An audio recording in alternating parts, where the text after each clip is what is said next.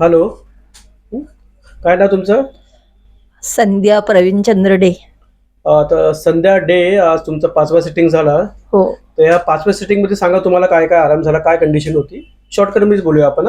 माझ्या 5 वर्ष पाय वाकडं झालेली, पडून पडून ॲक्सिडेंट झालेली फर्स्ट टाइम 2021ला लॉकडाऊनच्या वेळी. तर थोडं थोडं पडत पडत ते कमजोर झाला. त्याच पायाने सारखा पडायची आणि असं एक पाय, एक राईट हात पूर्ण राईट साईड दुखायचं रात्रभर. करवट घेऊन झोपायची आणि उठायला व्हायचे नाही आणि टॉयलेटला जायला त्रास व्हायचा आणि 3-4 वेळे कपडे ओला व्हायचा आणि मी रात्रभर रडायची की मला पॅरालिस होणार, मी काय करू. मग नंतर मी सॅराजिनमध्ये गेली 5 महिने कंटिन्यू. तर ते दुखायची आणि ते पाय सगळं काही व्यवस्थित झाले. पुढे पाठी हात व्हायचा आणि पण पाय जो आकडायचे ना ते कमी नाही झाले. मग मी कंटाळली, कुठे कुठे काय काय औषध केली. मी बोली काय करू आता. मग मी हेल्थ लाईनमध्ये फोन केली.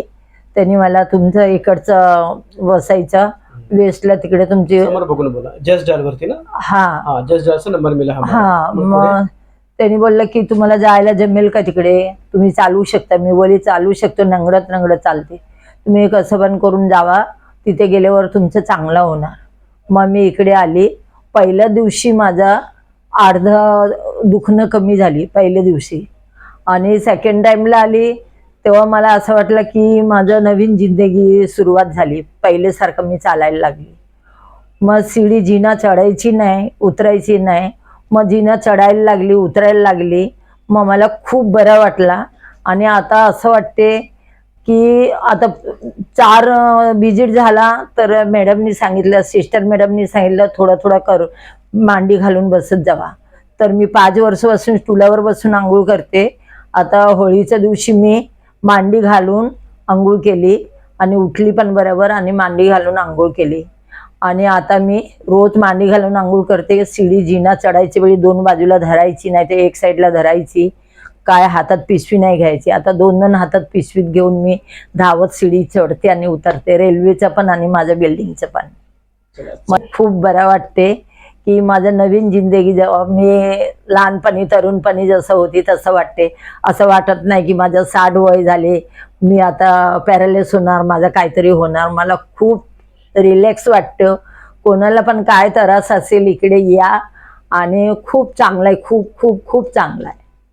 आणि डॉक्टर साहेबचा हात आणि सिस्टर मॅडमची पण हात, सगळ्यांचा हात एकदम चांगला आहे आणि एकदम चांगला होते. चांगली गोष्ट आहे. तुमची इच्छाशक्ती आणि आमच्यावर ईश्वराची शक्ती आहे. त्यांनी तुम्हाला बरं केलं. खूप आमच्यासाठी थोडी हेच होती, डिफिकल्ट होती, कारण गुडघा पूर्ण वाकडा झाला होता.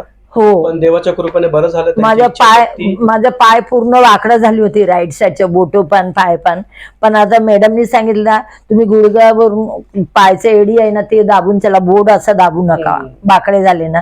मग आता मी हा गुडघ्यातून दाबून चालते. बोर्ड आता माझा सरळ झाले, अजून थोडासा आहे आणि आता मला गावाकडे जायचे. पण असं वाटते की मी गावाला जाऊन येऊ शकतो, असं चांगलं झालं. आता तुम्ही तिकीट पण बुक केलं ना फ्लाईटची? हो.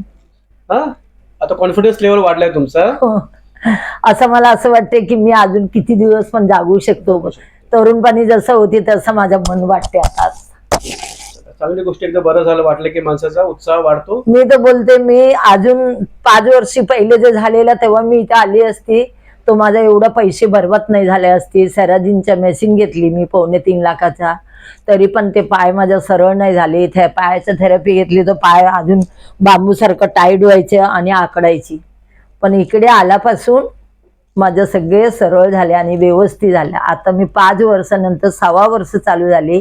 माझी आई 105 वर्षाची आहे, तिच्या तोंड नाही बघितले म्हणून आई माझी लय रडते. आता यायला सांगितलं. आता मी तिकीट केली फ्लाईटची. आता मी जाणार 11-12 तारीखला. फॉर्म भरली, केव्हाचं तिकीट भेटेल तसा मी निघून जाणार आणि मला खूप बरं वाटते. इकडचं कॅप्सूल आहे आयुर्वेद, ते पण खूप चांगलं आहे. चला, गॉड ब्लेस यू तुम्हाला तुमच्या नवीन जीवनाबद्दल. हो, मला असं वाटतं माझं नवीन जिंदगी झाली. मला अजिबात टेन्शन होत नाही. रात्री खूप चांगले झोप येते आणि फार धन्यवाद. आता मी फटाफट उठून टॉयलेटला जाते, फटाफट